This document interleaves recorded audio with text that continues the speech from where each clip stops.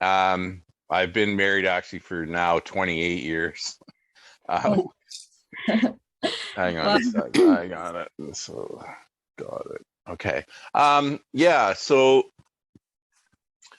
I've been practicing refugee law, not so much immigration law, um, because that's a refugee law is part of the broader category of immigration law. My assistant, Syria, is on the call with me. She can answer some of these questions.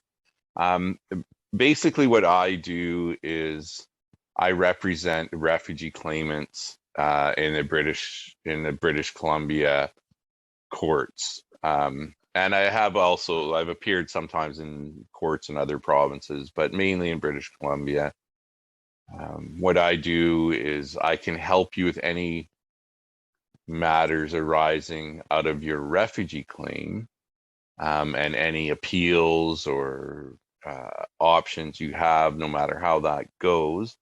And for things like permits and um, dealing with the IRCC and the CBSA, um, Syria does a lot of that. So she does a lot of the paperwork. Basically, Siri is my boss. She tells me, here's what you have to do today. And most of the time I'm able to do it.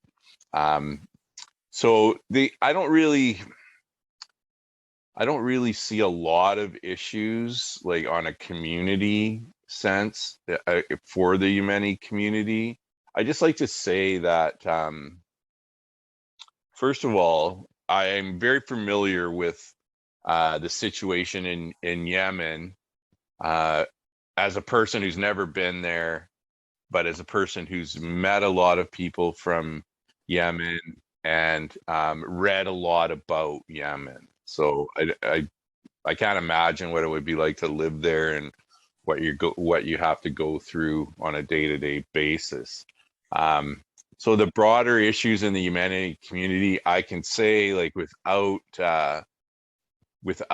hesitation that the people I deal with from Yemen are certainly the nicest, the most polite, the most grateful, the most patient of any country that we've dealt with in the Middle East. So I really do appreciate that.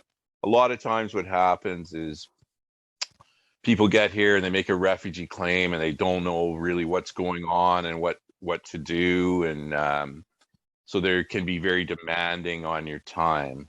Um, I found that people from the Yemeni community are just grateful to be here, grateful to have someone that will help them, and trusting in what we can do. So the broader community, I'm sure that there's some anti-Muslim uh, issues you guys deal with. Um, that I think you're going to have that in every place. I think, from my understanding, it's probably less in Canada than many other countries, but I'm sure it's still not perfect. So I think that might be a broader issue. Um, and when you face these kinds of issues in terms of an immigration or refugee sense, the thing that you have to do when you're dealing with the government here is in an immigration or refugee stance is always tell them the truth. If they catch you lying, you're done. Like from the start of your case, that will follow you all the way along. So from Yemen right now, there's an administrative stay of removal.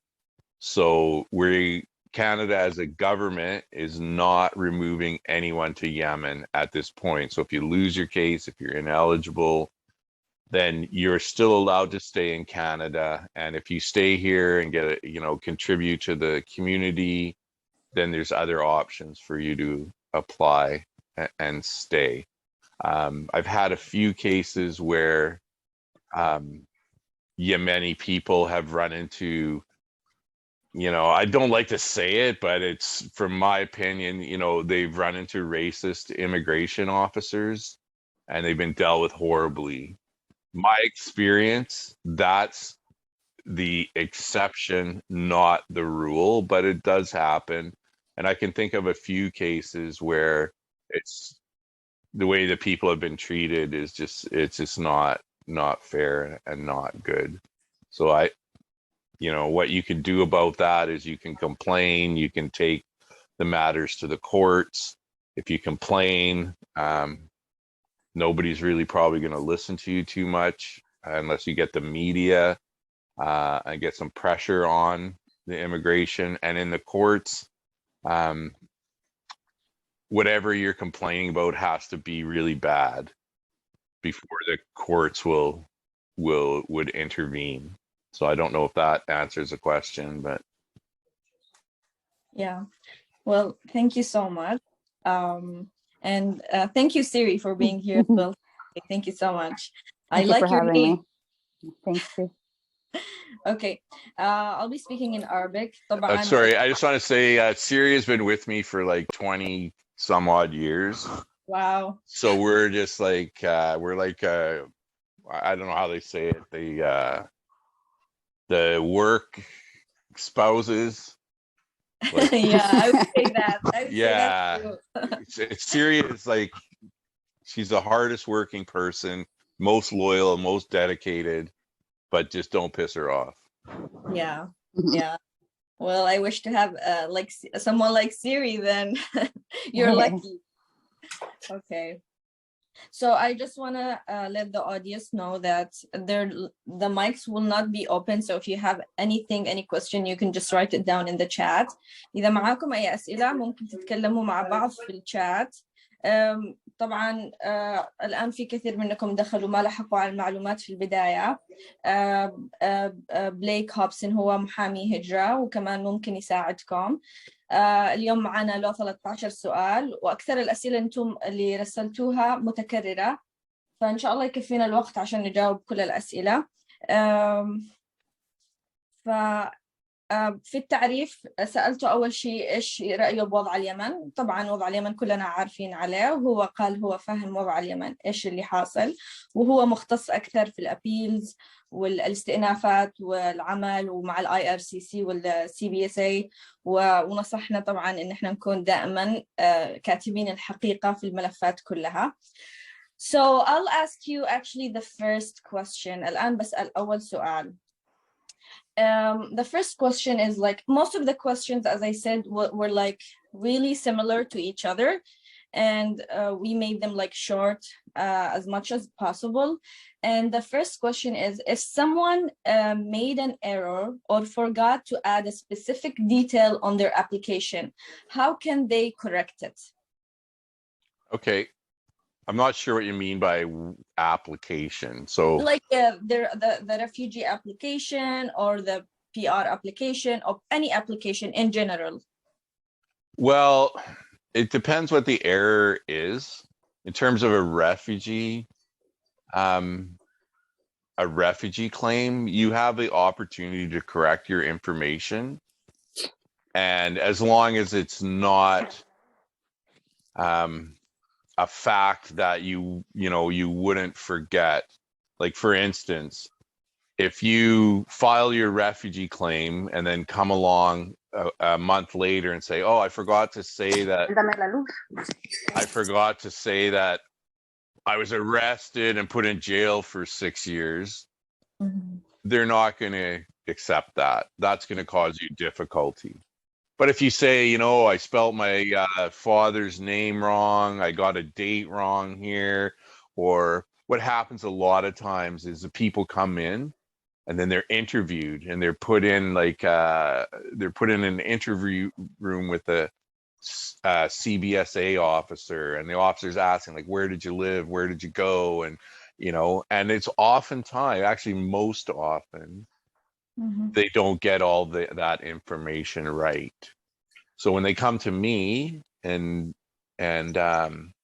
say, look, you know what, I told them the wrong date, I forgot to tell them, this information, or I, put down the wrong. What happens a lot is I'm sure you guys know we have a lot of people coming from Saudi Arabia where their Agama has expired. And so they come and they get a student permit to the US, and then they come to Canada and they make their claim, and they're asked, what's your status? What was your status in Saudi Arabia? And a lot of them say, well, I was a resident. But really, you weren't a resident. You were a temporary resident, and you didn't have the right. So when I look at that, then I'll explain to the refugee board, I'll say on my, when I was interviewed by CBSA, I said I was a permanent resident in Saudi Arabia, but actually I was there on a temporary Agama and I never had permanent residence. So things like that you can explain, and it's very important that you do. Where you get into trouble is, say, like, if you said, well, I forgot to say I was gay, or I forgot to say, something that you obviously wouldn't forget to say, that's where you get into problems. But to correct like simple mistakes, not a problem. Now, when you do your permanent residence application, the onus is on you to provide the correct information. So if it's just a typo or a wrong birth date, you can correct that. But it's very important when you're making those applications that you give a fulsome and complete answer to the questions. And, everybody makes mistakes. It's going to depend. Did you hire a consultant and a lawyer to do it for you? Did you do it yourself? But generally, you should make sure when you turn that application in that the information in there is correct.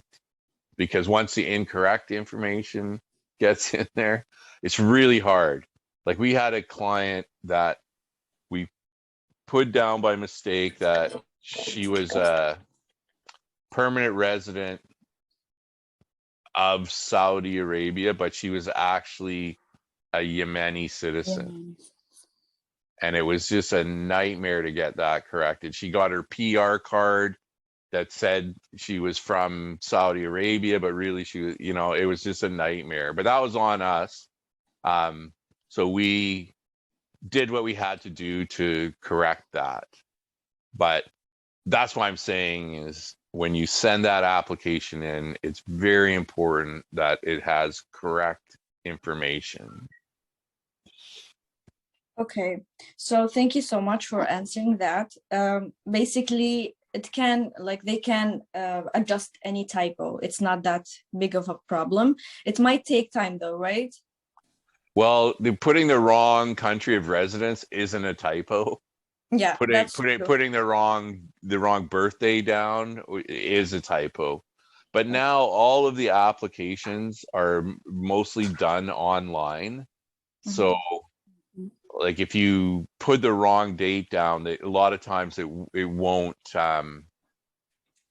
let you proceed with the next step in the application. So Una, I was just wondering, did you want me to speak in short sentences and let you translate? Okay. That's perfect. It's like, now I'm gonna just let them know the main points you are talking about in Arabic. طبعا هو الآن احنا كان أول سؤال في حال أن الشخص أخطأ في تعبئة معلومة معينة، كيف ممكن نصححها. وطبعا الابليكيشن اللي يتكلم عليه 2 ابليكيشن اذا انتم ممكن تعدلوها، تقديم اللجوء او ابليكيشن اللجوء، والابليكيشن الثاني اللي هو البي ار، الاقامه الدائمه. فالاجابه الاولى كانت الاخطاء الاملائيه عادي، مش مشكله، مثل تعديل التاريخ الى اخره، هذا بالنسبه للجوء. لكن اذا مثلا نسيتم تذكروا شيء كبير حصل في حياتكم، مثل ما قال مشكله سجن او ترحيل او اي حاجه، وما ذكرتم هذا الموضوع، هنا يكون عدم مصداقيه في ملفكم. أو من الأخطاء الشائعة ممكن تبلغوا الناس اللي حواليكم كمان إنه يوصلوا ياخذوا فيزا دراسة إلى أمريكا، وبعد الوصول يجوا هنا يقدموا لجوء ويسألوهم إيش كان وضعكم في السعودية، يقولوا كان معنا إقامة. لكن الإجابة الصحيحة هي إنه كان معاهم إقامة مؤقتة، يعني كلمة واحدة فرقت في معنى الملف، فمش إقامة دائمة، أنتم تتكلموا على إقامة مؤقتة. فميك شور إنكم تقولوا temporary resident. بالنسبة لل PR application قال الموضوع مش complicated، مش معقد، بس الأخطاء الإملائية اللي ممكن تكون مثل التاريخ هذه ممكن تتعدل، وبقية الأشياء أونلاين، فمفروض إنه يكون سهل عليكم أو إنكم تشوفوا حد يساعدكم في تعبئة الملف. Thank you so much. To have the second question is many people say we received okay, hold on, it's like it's about okay, the brown paper. Yeah, the brown paper. I've got the like, questions here. Yeah, it's like, okay. Can we expedite getting the brown paper, or is there any way we can expedite that? I'm gonna get Syria to I can see her like waving her head. No way. Yeah. You can, but you got to be really persistent. I mean, generally these time frames are up to the immigration. We don't decide them. We've had a few cases where it's just taken so long that we've told the people, like, go down to immigration and ask them, go down every day and ask when I'm going to get it. When am I going to get it? Well, like, I got to work. I need to, I need something. And usually that, that actually has worked a few times because the immigration people get sick of the person, banging on the door every day. But generally, the time frames are decided by immigration. And what's happened, and this has just been a nightmare for us, is in the past 3 years, there's been 5 different procedures that immigration has decided. Like, there was like before COVID, if you made your claim before COVID, if you made your claim during COVID. Okay, so now then we have another system where everything's going to go by e-post, and then we're going to close e-post, and we're going to set up interviews, and now they've got this portal, and that's the huge problem when you're dealing with, because the portal is very difficult to manage. And it's very difficult because they put the onus on the person. Like, if they just said, okay, the lawyer, you do it. No, what they do is they only will respond to the person. So that creates a lot of questions. But in terms of the actual brown paper, there's really no way to get it. We've had people, like a lot of people from Yemen, they come in through Roxham Road in Montreal, and then when they're interviewed, the officer says, where are you going to live? And they say Vancouver. So what they do is they say, okay, well, we'll give you an appointment in a year and a half from now in Montreal. When you get to Vancouver, transfer your case to Vancouver, and then you can get your interview sooner. So we've done that a lot, and Syria is really good at organizing that. How that works, I don't know. She does all of that. But some people, when they come in, they understand that if they say, oh, I'm going to Vancouver, it's going to take a really long time. They already know this information. So they say, oh, I'm going to do it in Montreal. Then they get their interview in Montreal.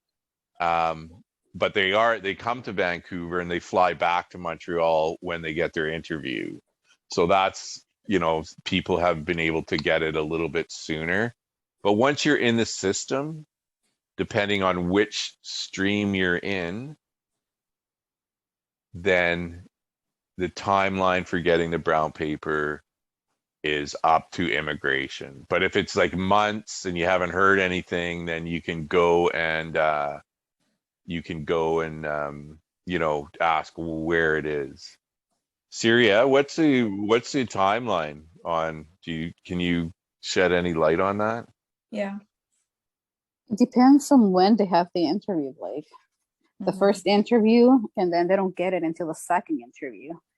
And usually what they say is within 3 weeks after the first interview, you get your brown paper, but it's taking a little longer than that now. It's like a month and a half before you get that second interview, and that's where you get it. Okay. So basically there are like 2 interviews, and then it's in between or after the second interview? It's after the second interview. The first interview is usually just biometrics, and they take away their passports or any original IDs that they have. Then within 3 weeks comes the second interview, and that's where you get your brown paper, and that's where you get to apply for your work permit. And like, have you had someone like waited a year for a brown paper? I don't think so. No. So it's usually months. No way it can be a year. Okay. And what we found with the Yemeni people is they're very patient. Other countries from the region and other countries that we deal with, the people are not patient, and they're phoning every day like, why is this taking so long? Why aren't you doing something? My friend got his in 2-3 weeks. Why am I not getting mine? And really it's like, how long is the lineup at the bank? Well, if you go on a Friday afternoon on payday, it's really long. If you go Tuesday at 10:30, it's really short.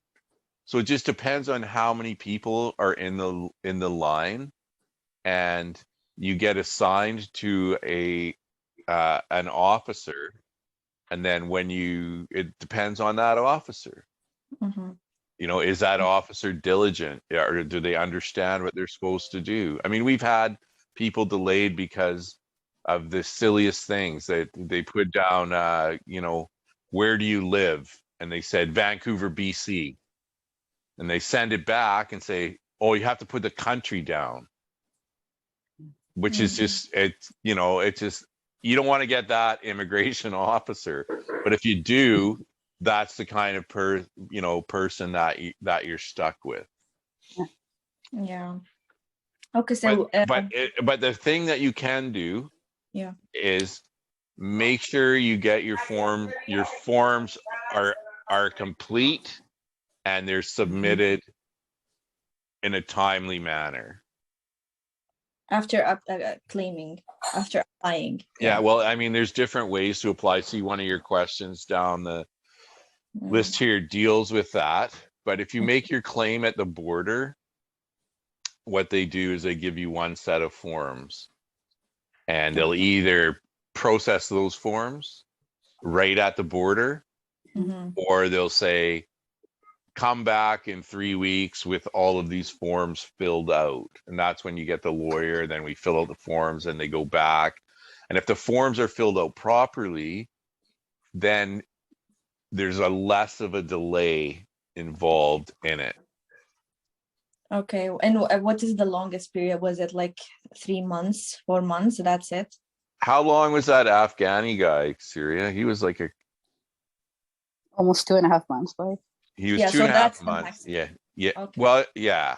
But that's the guy we said, like, there was no explanation. We wrote a couple of letters saying, like, why is this taking so long? Nothing. So I just said, go there to the office and ask them what's going on. And I think he went 2 or 3 times, and then he sent me a message. Oh, I love you. They gave me my brown paper. Great. Happy for him. Yeah. Okay. So I'll be like translating now main points. طبعا السؤال كان هل يمكن تسريع موعد البراون بيبر؟ الإجابة كانت لا ما يقدروش يسووا أي حاجة بشأن هذا الموضوع، لكن كل ما كانت أوراقكم مرتبة من البداية كانت الأمور مسهلة أكثر وممكن تحصلوا عليها بشكل أسرع.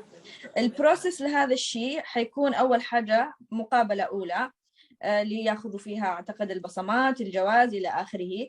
وبعدين بعد 3 أسابيع بتحصلوا على المقابلة الثانية، مش شرط 3 أسابيع، بس إنه هذه البروسيس أكثر عادة. بتحصلوا عليها على البراون بيبر والأوبن ورك بيرميت. وكمان قال إنه أطول فترة شافها الأحد الكلاينتس تبعهم كان من أفغانستان، وأخذ منه 2.5 طبعا هذه كانت أطول مدة بالنسبة لهم، وما تطولش أكثر من سنة. فإن شاء الله أكون جاوبت على اللي سألوا هذا السؤال بشكل سريع، بس إنه الخلاصة إنه لا يوجد أي طريقة في تسريع البراون بيبر، بس ممكن تروحوا تهرموهم إنه كل شوية تتابعوا الموضوع، هذا ممكن يكون حل. So the other question is, I got accepted for a refugee status in Canada and got my notice of decision, and now I need to travel. Do you recommend I request to get my Yemeni passport or apply for a travel document? Are there any issues if I ask for the Yemeni passport? They won't give you the Yemeni passport. They won't give it to you until you get your permanent residence.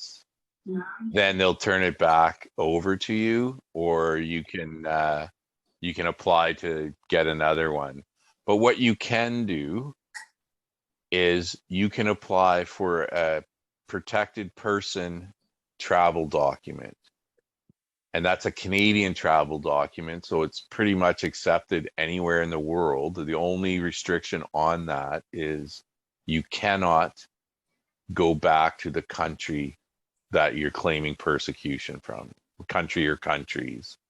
So yeah, they won't give you the passport back until you get your PR, but you can get a travel document, but that's a separate application. Because the government does realize there is a delay, and like a lot of people want to go and meet their family, so they go to a third country. They travel to a third country because there's a lot of family separation. So there is a provision for that, and anybody that once you get that paper saying you are a protected person, then there's an application online that you can fill out, and then you have to have a guarantor. So a lot of times what I'll do is I'll be the guarantor and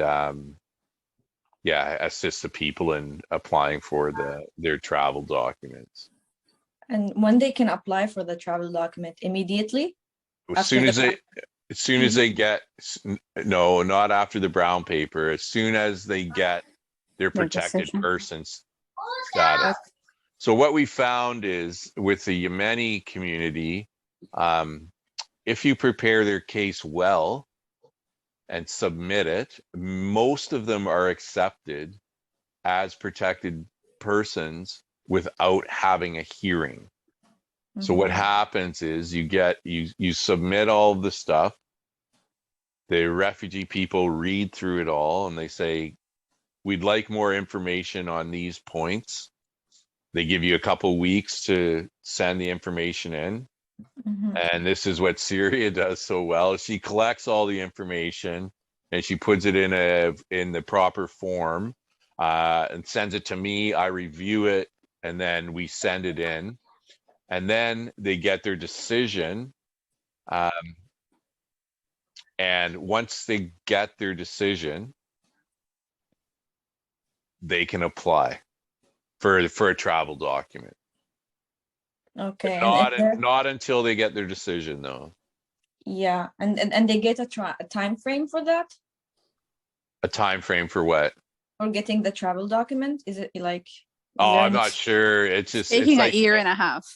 A year and a half to get their travel document. Yeah, they're taking way too long now. Yeah, wow. The process is unless you have like an urgent matter and you can prove that it's urgent. Okay, so I'm gonna translate now the answer. السؤال كان حابب إنه شخص يسافر وحابب ياخذ جوازه اليمني، وطبعا لسه ما فيش معه PR. غير مسموح إنه يسافر. يعني إذا ما فيش معك، عفوا، إذا ما فيش معاكم إقامة دائمة ما تقدروش تاخذوا الجواز اليمني.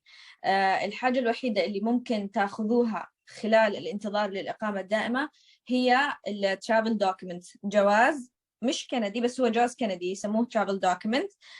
تقدروا تقدموا عليه بعد أخذ البروتكتد بيرسون ستاتس. أول ما تكون حالتكم إنه خلاص أنت شخص محمي من كندا، فبهذاك الوقت أنتوا تقدروا تقدموا على ترافل دوكيمنت، ما تاخذوش الجواز اليمني. أكرر، الجواز اليمني تاخذوه بعد ما تحصلوا على البي آر، إذا مثلا خلاص قدمتم الطلب. Okay. The other question as well is what is the difference between, it's like a quick question, what is the difference between an immigration lawyer and an immigration advisor or consultant? Okay, so the difference is an immigration lawyer has gone to university for a minimum of 7 years, has written, has taken I don't know, when I did it, it was 12 weeks, a 12-week course, and goes before a judge and is sworn in as a lawyer. An immigration consultant takes a course online, can have no education, and can get a license to do this. So there is some regulation on immigration consultants, but it's just super hard to enforce.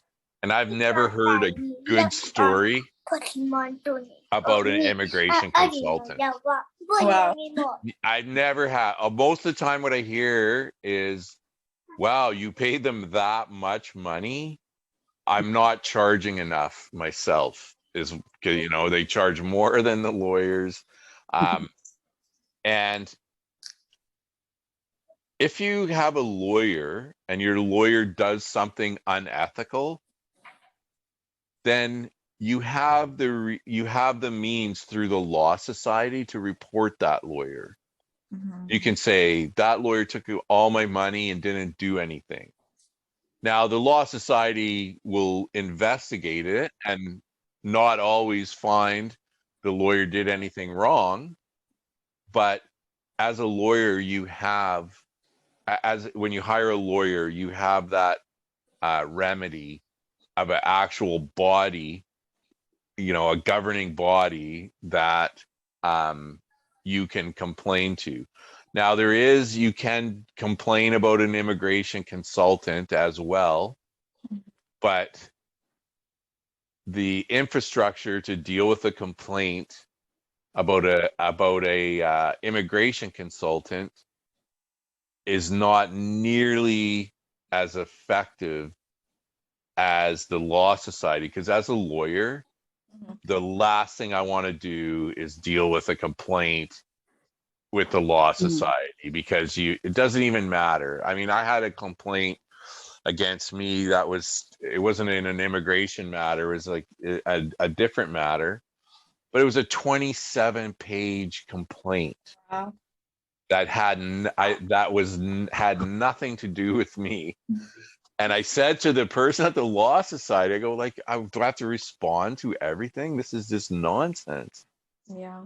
And they said, yeah, you have to respond. So I actually just wrote a letter that basically said, this is all nonsense. And I didn't do any of this stuff. And they said, okay, that's enough. But that person was unhappy with what happened in his court case. And the judge made the decision. I didn't make the decision. And he tried to say I did all these things, which I didn't do.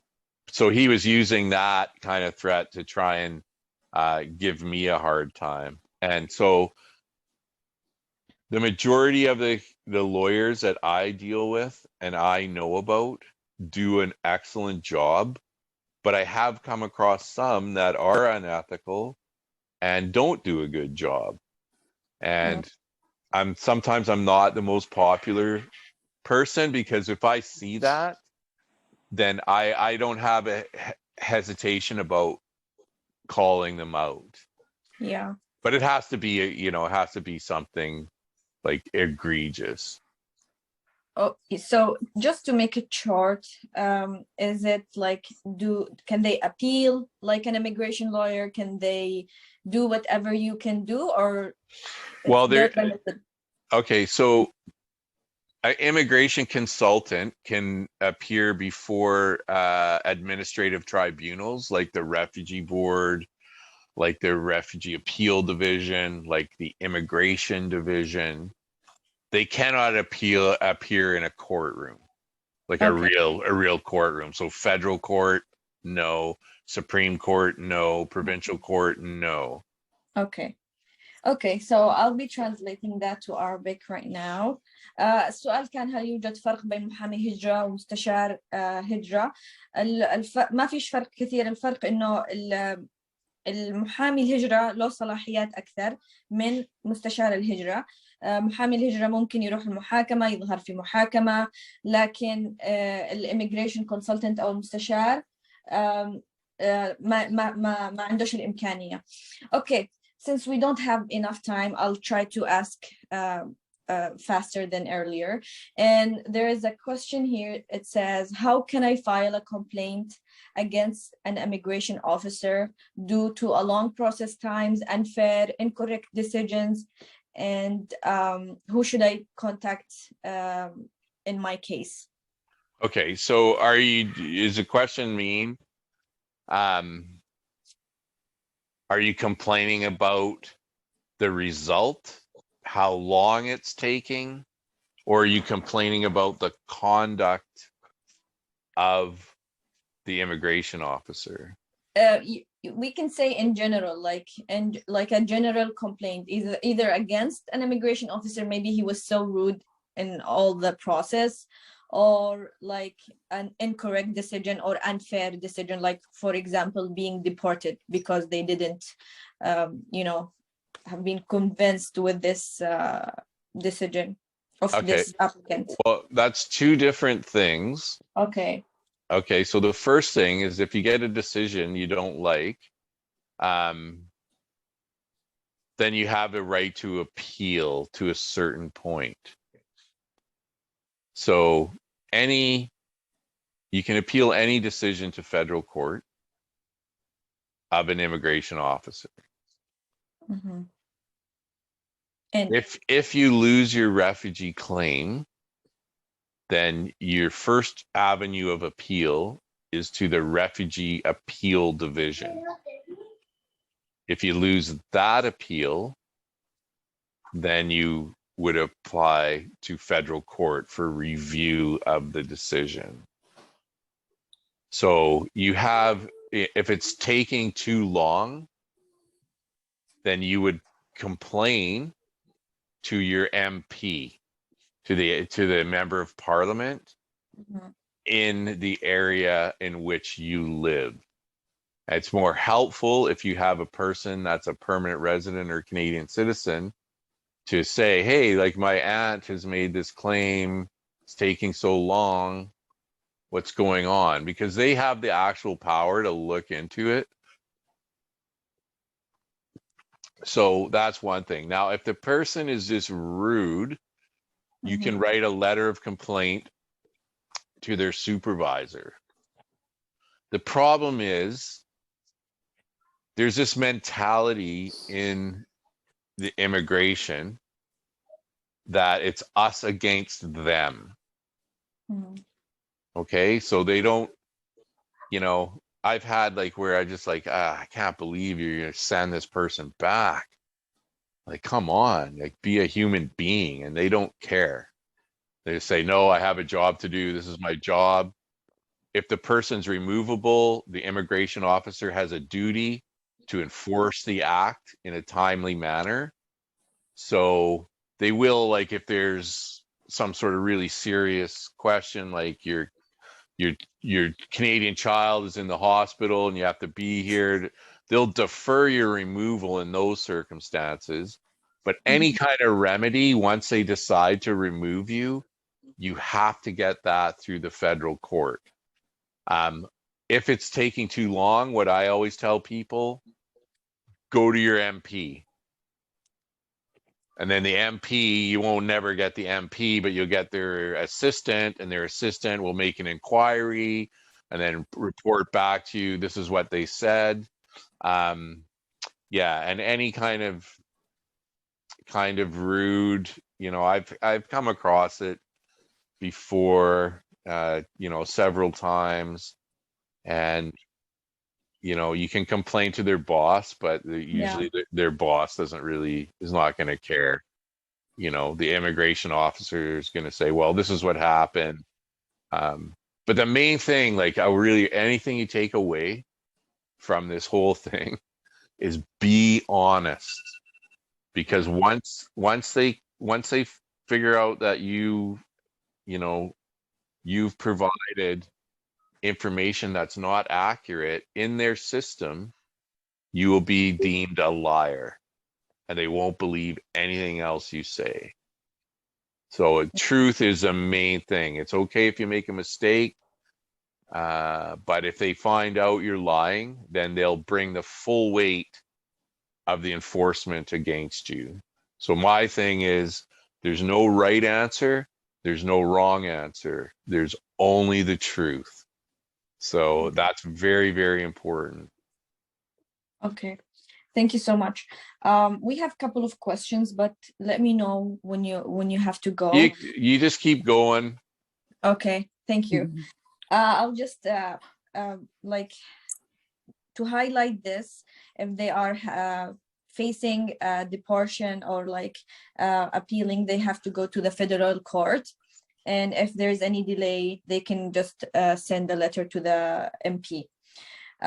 Is that correct? So I can just I would tell them to actually go to their MP's office and ask for an appointment.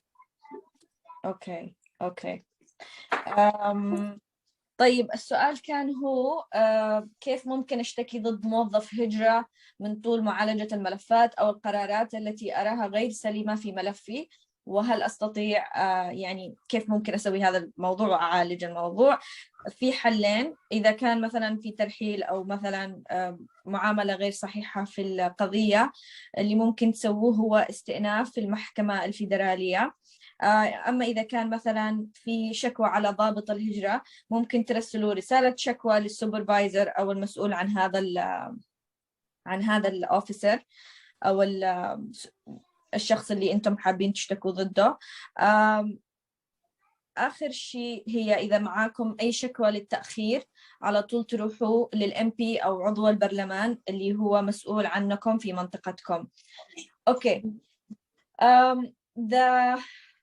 The second question is, I got the PR. What is the easiest and fastest way to bring my parents? What can I do if I applied for a super visa and they got rejected? So it's basically, is there any hope to bring them here after I get the PR? What if they got rejected? Honestly, depends on how old your parents are. If they're really old, they're probably gonna die before they get their application processed. Ouch.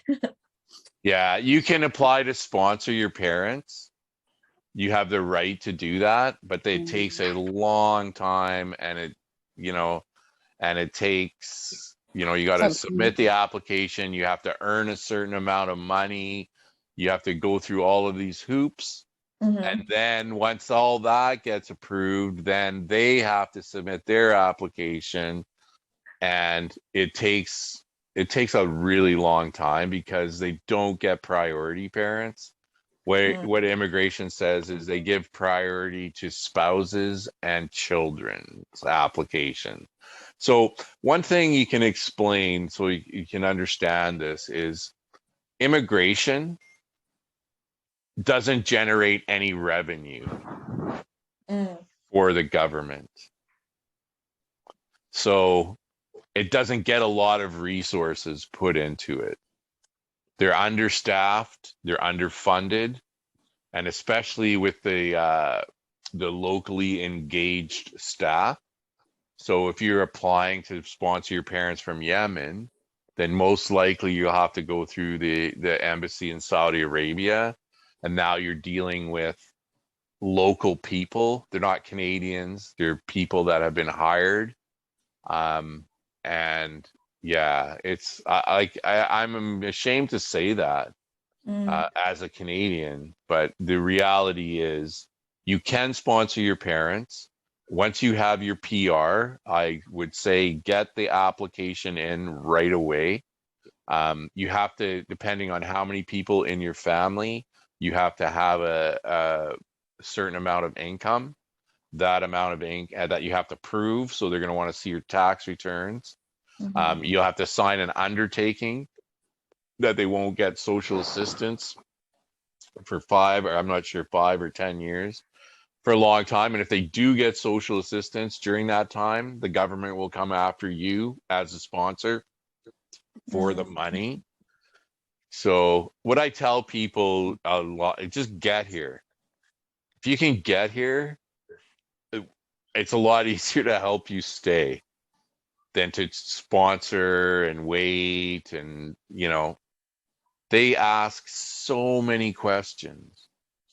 So many. We had one person from Yemen that they kept asking for the same information every 3 or 4 months.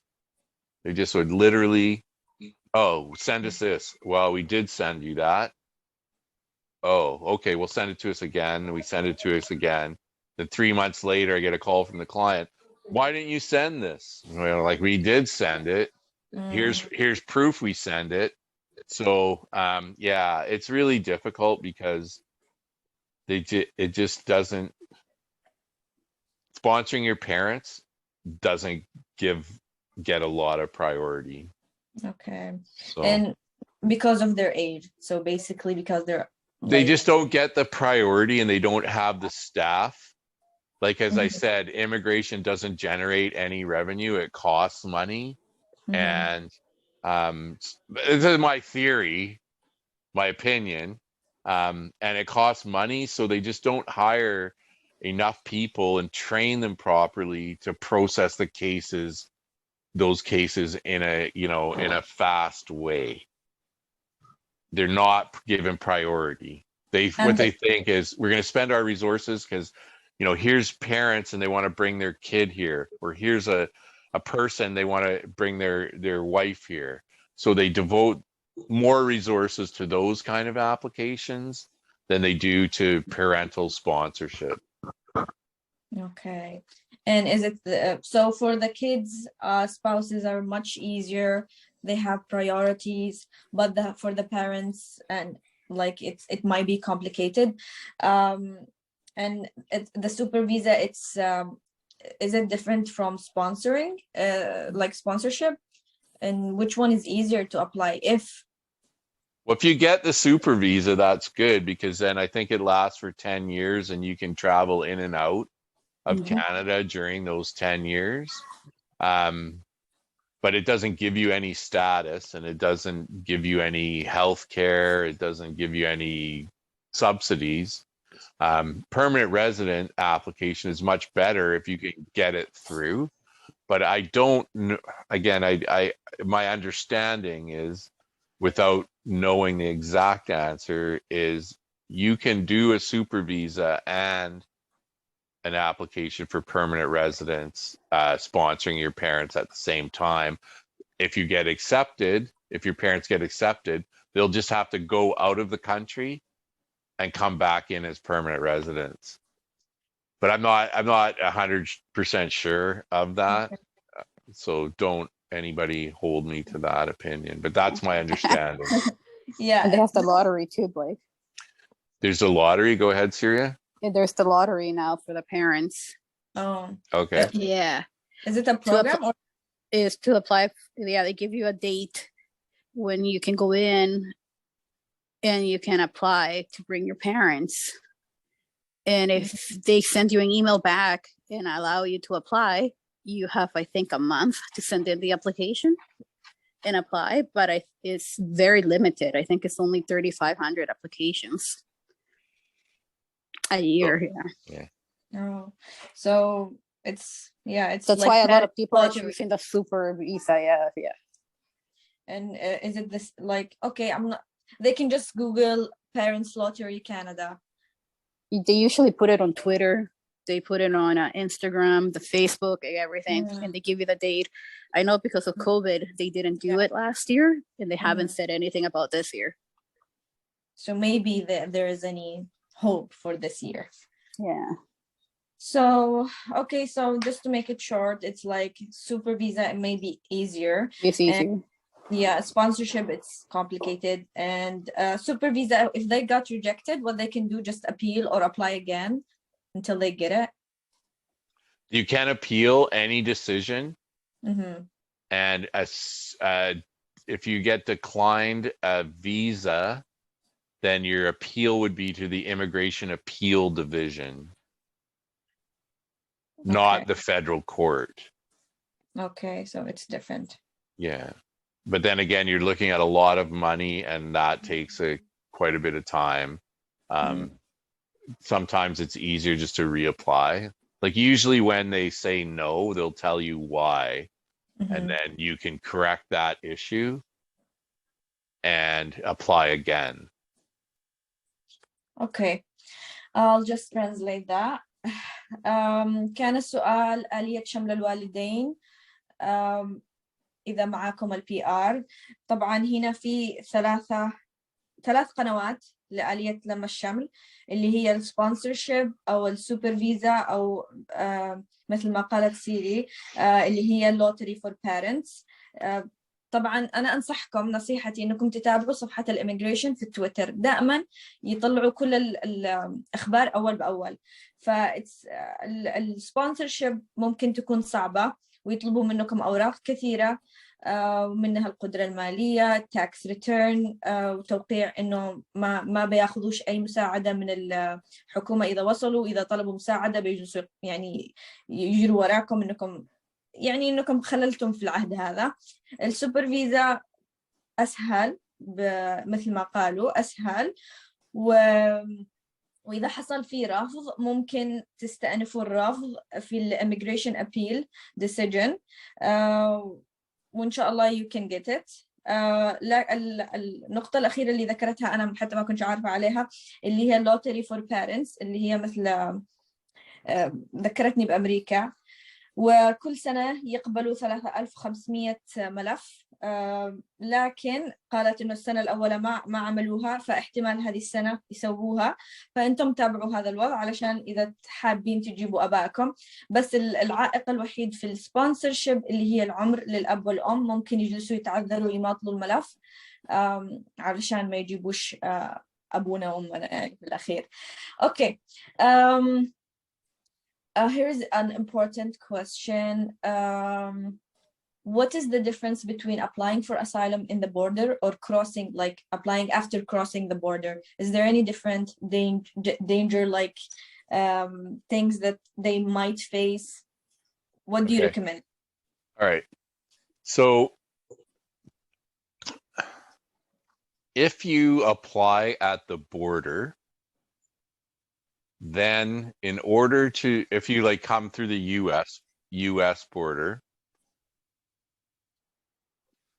if you do not have an immediate family member, brother, sister, husband, wife, children, grandparents, that has some sort of status in Canada, they can say, no, you cannot come in. You have to make your claim in the US. So once you cross the border, then you're allowed to make your refugee claim in Canada. Doesn't matter what family you have here. It's the same as if you arrive on a plane, you can make your claim in Canada.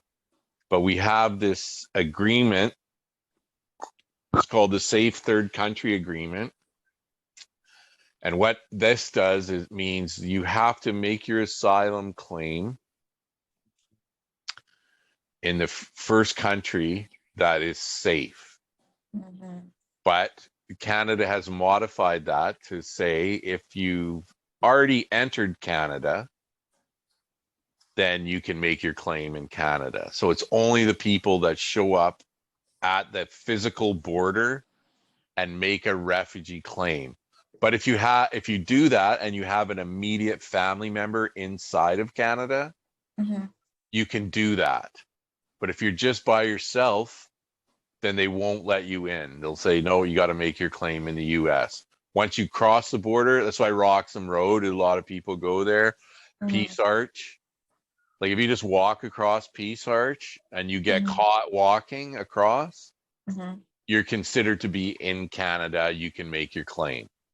If you're going to Peace Arch and you go to the land border where you talk to the people in the booth, I say, I want to make a refugee claim. If you don't have an immediate family member in Canada, you're not allowed to do that. Okay, I just have like some comments. So if they cross the border, is it like, do they face any difficulties from like how they, treat them after crossing? And regarding if they, ask for refugee at the border, if like the relative, it's first, second, third degree, doesn't matter. Is there any important for the status of that relative? Okay, so the first, second, and third degree, I'm not sure what you meant by that. It has to be an immediate family member. Yeah. It can't be my cousin. Okay. Oh. And the minimum status that your family member has to have, they have to at least be a refugee claimant that's been found admissible to Canada and eligible to make a refugee claim. So they've got to have gone through the process of making their claim, submitting their forms, getting their brown paper, and having their case referred to the refugee division. That's the minimum. Any other status, permanent resident, visitor, yeah. It's fine. It's still, as long as they're like student, it doesn't matter. Open work permit. Okay. And if they cross, then they shouldn't face any problems, right? Like they're not gonna tell them, hey, leave now. No, if you're in Canada, you are entitled to make a refugee claim. So the difference is applying at the land border only. Airport, you're allowed to make your claim in Canada. You're allowed, once you cross into Canada, you physically step over the border into Canada, you can make your claim. It's only when you report at the land border that you have to have a relative with you. So you as a lawyer, I can never say to someone like just sneak across. Yeah. But I can say, like, if you sneak across, you'll be allowed to make a refugee claim. If you report at the land border, you won't. And then the people can decide what to do. But as a lawyer, I can't say, oh, just sneak across. But I mean, essentially, that's what you're saying. But you have to give the people the information and let them make the decision.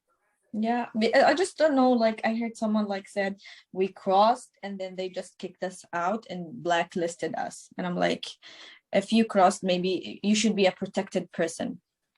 Okay, so what I've heard happening before is and especially during COVID, they were taking people's names and telling them to come back. But that was people, particularly at Roxham Road, because it was closed. So people would go and they say, no, we're not accepting any claims, but we've got your name. And when the border opens, you can come back. I haven't heard, like, if someone crosses the border, I've never heard of them just saying, like, okay, you got to go and you're blacklisted. But if there's where people get into trouble is they try and lie, or they lie about their identity. And again, that just, like, if you cross and you say, look, I'm from Yemen, these are my kids, I'm making a refugee claim, I haven't heard any experiences where the people have been blacklisted. Not saying that hasn't happened. I just haven't heard of it. Yeah. Okay.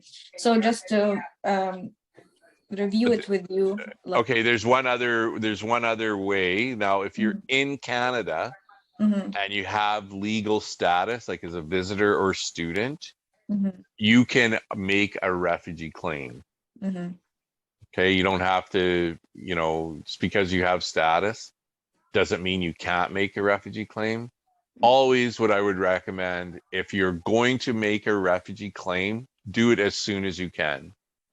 Don't wait, because when your case is being judged, delay in claiming is one factor that they consider. Like if you come here and you live here for 3 years, your student visa expires, and then you say, "Oh, I'm going to make a refugee claim," that may cause you issues. I'm laughing because I'm like international student now, and if I'm Yemeni, and if I thought that I should apply for asylum, then it's been for me. It's been like long time here studying, and I'm not a refugee, so if I decided I might face well, if you're from Yemen and you're a woman, then you are a refugee. Oh, that's good. So, that's good to hear. So, yeah. Well, I'm applying for open work permit then PR. So just to make it to overview this, if you are crossing the border from within, like meeting an immigration officer, you can enter if you have any relative like who has like a refugee claim or an open work permit, visitor visa. It doesn't matter as long as they are in Canada to say that you can come. And if you are crossing, then they shouldn't face any problem as well. They can just tell them we are asking for a refugee. That's correct. To when you're crossing, not at the border. So did you report to the border, talk to the people in the booth? You got to have a relative. If you sneak across, then if you just walk right across and then go to a policeman or an immigration officer that's on the Canadian side of the border, then you can make a refugee claim. Okay, I'll just translate that. Okay.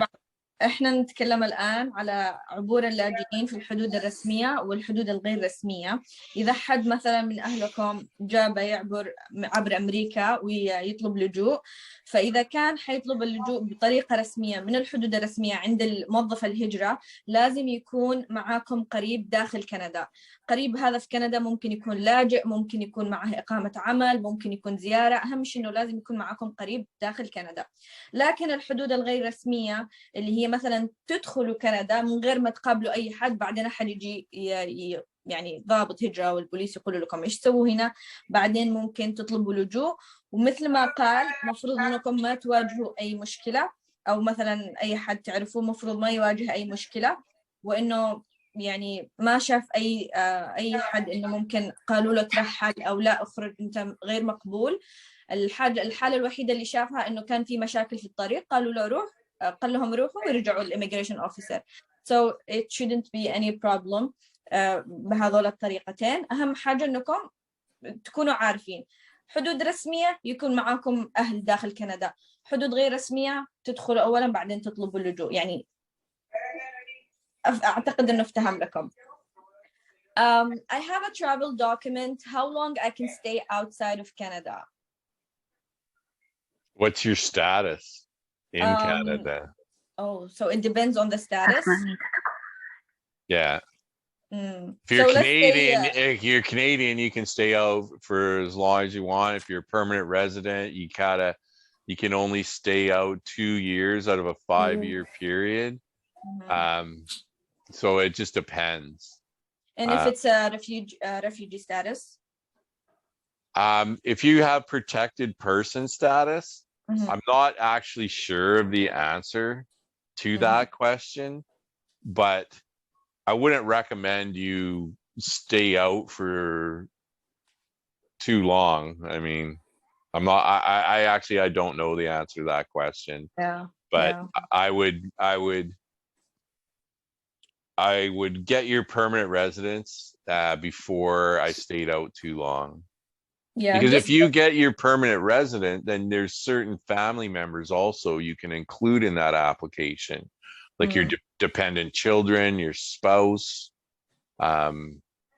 any people that want to come in as part of your application would be delayed if you did that. I mean, I've had it happen where, like, I had a client from Iran and she got her protected person status, and then she just got her travel document and left. And then I guess, I mean, that's something I should know, and I'll look it up. But I haven't really come across that. Yeah, maybe just stay for a month and come back. That's enough. Yeah. Okay, I'll just translate that fast. إذا أنتم حابين تسافروا معاكم PR، قال إنكم خلال 5 سنوات مسموح لكم، مش مسموح، إنه تقدروا تسافروا مدة 2 سنين. فإذا كنتم protected status يعني قدمتم لجوء وقبلتم، ما هوش عارف بالمدة، ويعني قال إنه بس أهم حاجة ما تجلسوا خارج مدة طويلة. فأنتم خلوكم حريصين أكثر، اجلسوا شهرين ماكسيمم ورجعتوا. There's a question here. Parents in Canada, can they bring their sons or daughters who are over 21 years? Can they bring them, like, or is it difficult since they are past 21? 22 and under, and it depends if they're dependent or not. So if your kids are 20 or sorry, under 22, and it depends on if they're dependent. So if you have kids, you want to bring them, you want to sponsor them, and they're 25 years old, but they've been in university since they were 20, and you've been paying for them, and they're dependent on you, you can include them in your application. You have to show, you know, proof that you've been looking after them and things like that. So there's 2 types of dependents, 21 and under, and over 21. And important to know that the date that's important is when you make the application for refugee status.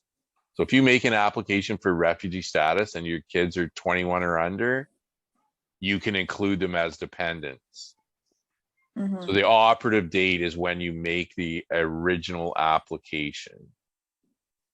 But if you make a refugee claim application and your kids are 25 and they're married and have their own kids, you can't include them. And if it's vice versa, like it's under 22 and he's here and he wants to, you know, bring their parents. Sorry, he's here. Yeah, he's here and he's under 22. Can they do the same? He can sponsor his parents, like we talked about. Oh, before. like the same. Yeah. Okay, so it's only for parents. I'll just translate that.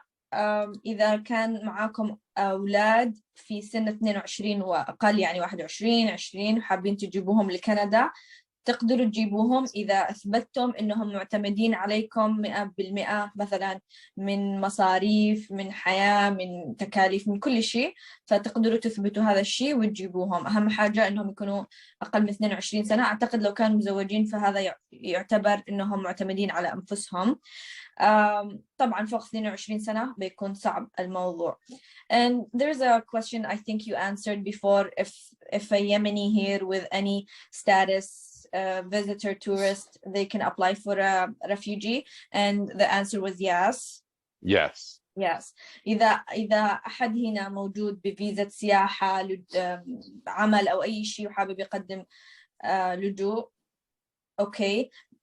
Is there any difficulties? I don't think so, as long as they're, like, I think from Yemen, maybe just if it's long time, or I'm not sure what the question is. like, no worries. It's like if you're here and you have a student permit or you have any kind of legal status, you can make an online claim. So there's a portal. You got to start the portal. I don't know. Syria knows about the portal. As soon as they created this portal thing, I said, if I have to learn that, I'm out, because I'm not good with computers and all of that. But yeah, you can make a claim from within Canada. It's just a different procedure to do so. You go through the IRCC rather than the CBSA. If you make a claim at the border, you go through the CBSA.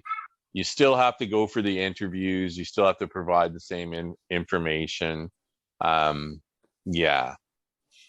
Okay. But for Yemeni people, like, all you have to really do is just be honest. Like, most of the clients we have never, have been in Yemen very short time or never even been there at all. And so far they've all been successful to this point. Where you get into problems is if you're not honest with them, then they'll do, like, I can't stress that enough, is they have this thing, like, if you lie to us, we're going to make your life hell. And I've seen them do it. And, even we just had a young woman, she's scheduled to be removed. She did everything, lost her case and whatnot. But when she first encountered immigration, she lied about who she was. She lied about why she was here. And they put her in jail for like a couple of weeks. And she told everything honestly after that. But now here we are 6 years later, and they're gonna, like, okay, you got to go. And part of the reason is because you lied to us 6 years ago. So they never forget that. Yeah. اوكي.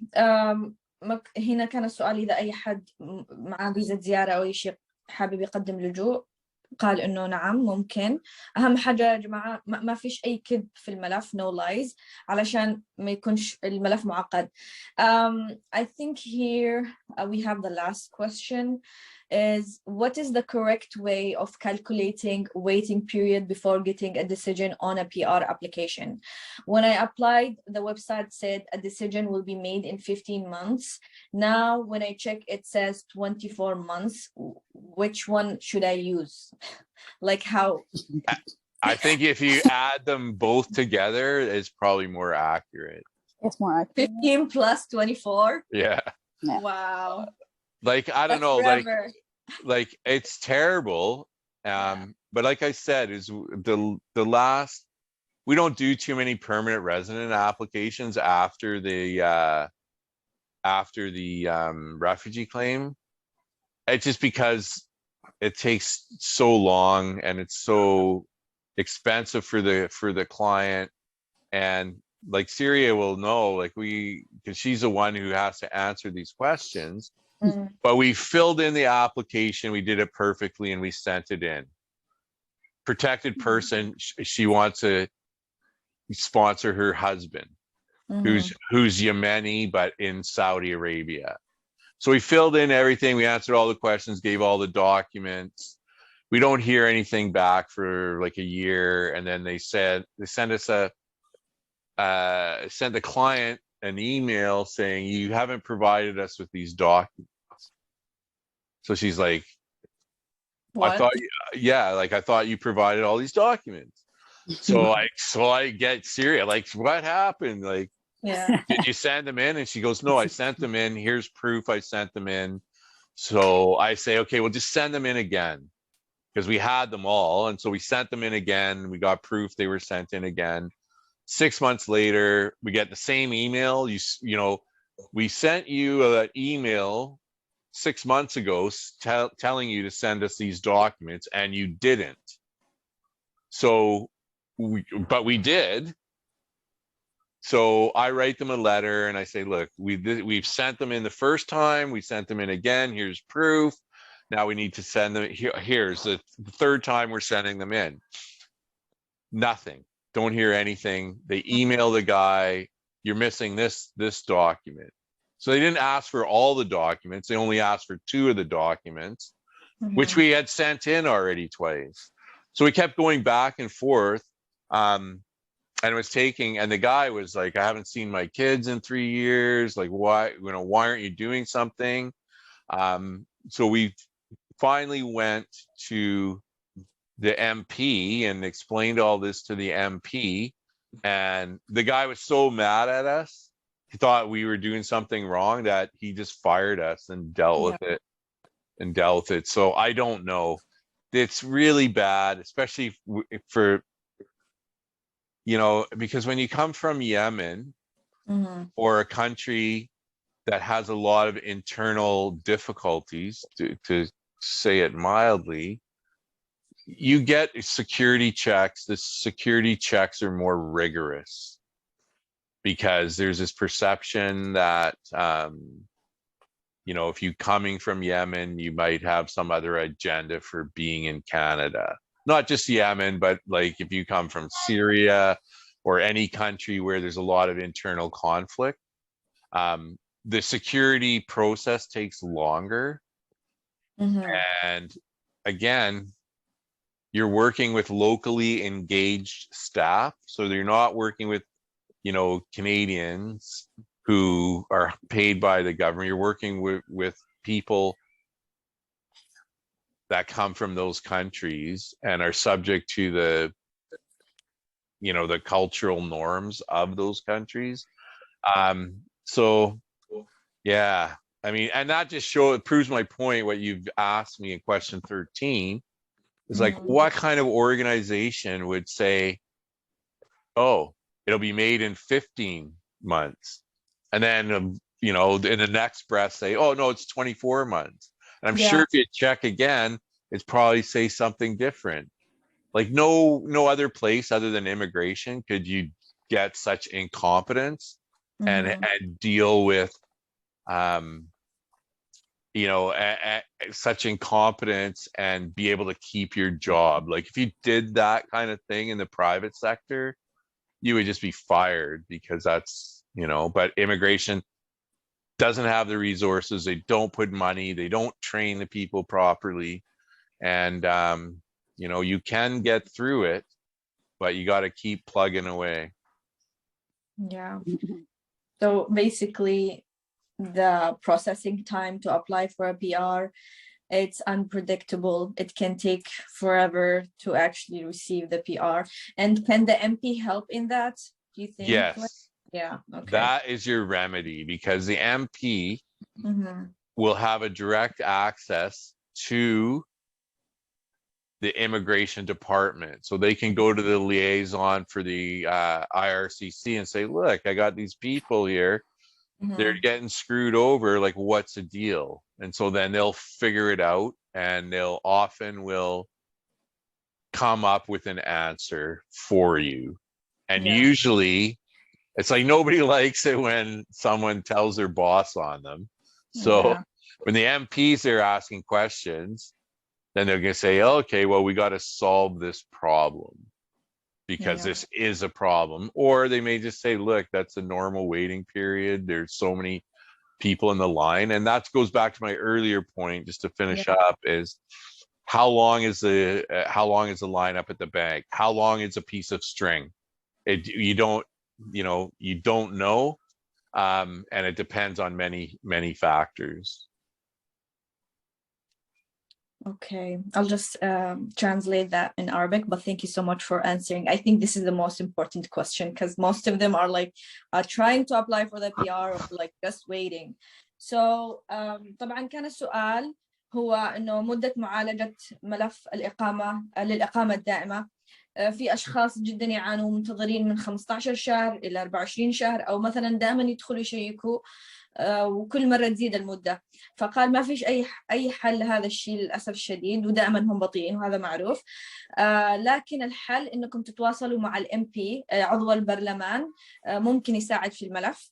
ممكن في البداية يكون معكم عضو البرلمان جدا متفاعل، أو ممكن يقول هذه هي المدة، بس أنتم رفسوا بالعربي باليمني، رفسوا عليهم علشان يساعدوكم في الإجراءات. I really would like to give us tips, maybe 2 or 3 tips, small tips or advices for Yemenis to help them here in Canada in their application or etc. So what are like main 3 tips or points you can advise? Okay, so number 1, I've said it before, always tell the truth. Yeah, no lying. Number 2 is try your best to include all the relevant information when you're making your claim. So like I have a procedure I go through, and a lot of times the people don't put in all of the information, and it takes interviews or 1 or 2 interviews to get all of the information they could have written down. And just be patient with the process. If you're Yemeni and you're in Canada, you are not going to be sent back to Yemen. But good to hear. The process takes a long time, and it shouldn't take that long. And 95% of the delays are not the lawyer's fault. Yeah. So don't blame us. Yeah. And if you blame me, I'm just gonna blame Syria, and she's gonna blame her assistant, and yeah. So the number 1 thing is just tell the truth. Like what happens, I haven't heard it so much in the Yemeni community, but in a lot of other communities, people say, oh, you got to say this and you got to say that, and listen to your legal advice from your lawyer, because we know the answer and we'll give you the advice. And every lawyer that I respect in the refugee community, we all want the same thing. We want to help people. We want them to come to Canada. We want them to bring their families. And I've done all sorts of law in my 30 years. I've done criminal law. I've done murder trials. I've done lots of things. Wow. The most rewarding thing in my legal career is when I'm able to help someone come to Canada and make a life here and have a chance at a good, safe life. So to me, that's what is very rewarding, more so than anything else I've done in my career. And I used to, before everything went online, I used to like have a file, and I've seen people, like I'm sure Syria can say, you see someone in the grocery store, and they say, oh, Mr. Blake, oh, you helped me. I have no idea who the person is. I can't remember. Yeah. But oh, you're the best. And when things like that happen to me, then that's the reward that I get for this. Okay, thank you so much. So I have 3 things to say actually on behalf of the Yemeni society here in BC. I would like to thank you so much for answering all the questions and all the informative information you provided. And to Siri, of course, like you are the soldier, I think, like you're the best. Thank you so much also for coming here. As a Yemeni here, I would like to thank the Yemeni society here in BC, the management. We have the best actually Yemeni society here, like the people who are doing this. I want to thank you so much, because it's not common a lot to find like Yemeni citizens here in Canada to help the Yemeni people in Canada, just to try to do their best. So I want to thank each one of you. Thank you so much for me as a Yemeni. And the last thing I want to ask, if anyone here is listening, would like to contact you and like try to, get your help and support, what is the best way, contacting you? And do you recommend for them going through legal aid to you or emailing you directly? So if you can just let us know, and Siri can just write it down on the chat box if possible. Yeah, she can, Siri, if you just put it in my email there, in the chat box. Got it. Yeah, I mean, generally, the easiest way, if you want my help, is to go to legal aid and say, I want to have Mr. Hobson as your lawyer. Like, there's a lot of good lawyers out there. But it's like anything else. Like, if you have a, if you move to a new area and you need a doctor, and someone's, your friend that you trust and says, well, this is a good doctor, like having a recommendation is always a good thing, because with me, you know what you're going to get. When you go to legal aid and you say, I need a lawyer, there's some bad ones out there. Most of them are good, but there are some ones that just do it for the money and they don't care. And so if you want me in particular, when you go to legal aid, you can just request me, and then they'll ask me if I accept your case, and then I will. There, she's put the email up there. You can email, even before you go to legal aid, you can email me and say, hi, my friend told me about you, I want you to be my lawyer. Then I can let legal aid know after you go there that I'll accept your case. So yeah, but that's how you reach out to me, through that email. And yeah, I mean, the procedure, you go to legal aid, you request a lawyer, they'll ask you, do you have one that you prefer? And then they'll say, you can say Mr. Hobson, they'll know who I am. And then they'll send me an email asking if I accept the case. And I almost accept every case. Yeah, and then we just take it from there. Then depending where you are in the procedure, what procedure you're under, we'll direct you and help you do your claim. Thank you so much. I'll just say that in Arabic, and then I'll just finish this. أول حاجة أحب أشكر إدارة الجالية اليمنية، يعني في بريتش كولومبيا. أشكركم فردا فردا إنكم يعني تسووا هذه المبادرات. نادرا ما أشوف إنه هذا الشيء يحصل في أكثر الجاليات اليمنية حول العالم. فأنا أشكركم جدا جدا جدا من أعماق قلبي، فردا فردا، على ترتيب هذه الأشياء، على مساعدة اليمنيين، يعني على كل شيء. مش عارفة كيف أكفي وفي بشأنكم. ثاني حاجة طبعا أشكر مستر بليك على أنه جاء اليوم معنا ومساعدته سيري. وإذا أنتم محتاجين مساعدتهم، هي سيري كتبت المعلومات في الشات بوكس أو في محل الشات. ونصح إذا أنتم حابين يكون هو يمثلكم أو يمثل أحد تعرفوه، حابين يعني حابب محامي هنا، فممكن تروحوا عبر الليجل ايد اللي هي المساعدات الحكومية للجوء إلى آخره، وتطلبوه بالاسم إنه أنا حابب إنه يكون هذا المحامي يمثلني. أو تواصلوا عبر الإيميل معاهم المذكور في الشات بوكس عشان تعرفوا إيش الإجراءات الثانية لمساعدتكم. طبعا كل الأسئلة اللي ذكرتها مسبقا دام جاوب عليها، معناته إنه هو ممكن يساعدكم في هذه الأشياء، وإن شاء الله تكونوا استفدتوا كثير وساعدتكم الإجابات. So thank you so much. I really appreciate your time and support for all the Yemenis here. And I think you should try the Yemeni food if you didn't try it so far. We are famous with our food.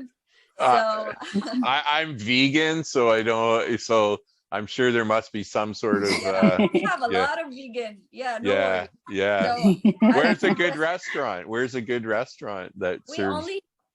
We only have one Yemeni restaurant here so far, but I really hope that it should be more. It's called Sabah Food in downtown Chinatown. Yeah, and they have some vegan actually plates, and you have to try them. But if not, I would invite you definitely, and you have to try it. It's amazing. Thank you so much for being here with us today. Again, Siri, I like your name, and your name is is it like Siri? Siria. Okay, it's like Sierra. Syria, like the country, but spelled with an I. Oh yeah. Instead of a Y. Yeah. Well, nice to meet you all. And if you have anything to say, if you want to say anything, you can just please let us know. And well, thank you for having us. And yeah, it's Yemen has suffered more than almost any country in the world, and anybody that's here from Yemen, I wish you the best, and I send all my thoughts and prayers for you. We'll do our best to help you if we can, and thank you for having us. thank you so much. وأشكر كل اللي اليوم حضروا، وإن شاء الله تكونوا استفدتوا. And we'll be in touch. Inshallah, I'm sure you know, inshallah, of course. So yeah, thank you everyone for being here. And I would say, please don't forget to check the chat box. All the contact information for Mr. Hobson is there in case if you want any representation or any legal questions. Thank you for thank you for your support. And have a good day so far. Have a good weekend. Enjoy your weekend. Thank you. Thank you. Thank you. Bye-bye, everybody. Bye-bye. Bye. Bye. Why would you say bye-bye?